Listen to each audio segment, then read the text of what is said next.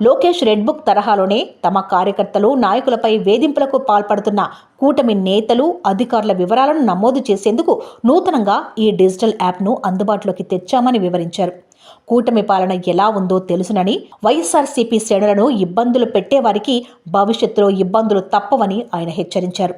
Red book పేరుతో దాడులు, దౌర్జన్యాలు చేసేవారి పేర్లు అందులో నమోదు చేసే వీలుంది. అంతేకాకుండా ఆధారాలుంటే అవి కూడా అప్లోడ్ చేసే అవకాశం ఈ యాప్లో కల్పించారు. రెడ్ బుక్ బాధితులు తమకు జరిగిన అన్యాయాన్ని అందులో పేర్కొనవచ్చు.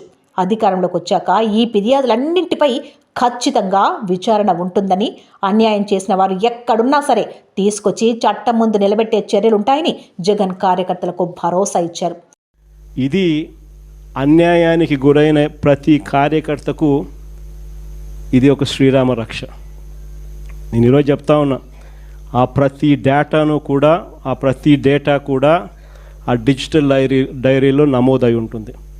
రేపు పొద్దున మనం అధికారంలోకి వచ్చిన తర్వాత ఈ డిజిటల్ డైరీలో నమోదు చేసిన ఈ కేసులను మీద ప్రత్యేకమైన బృందాలను పెడతాం.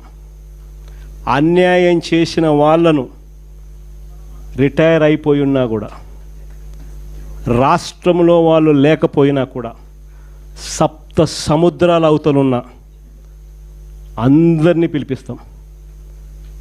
చట్టం ముందర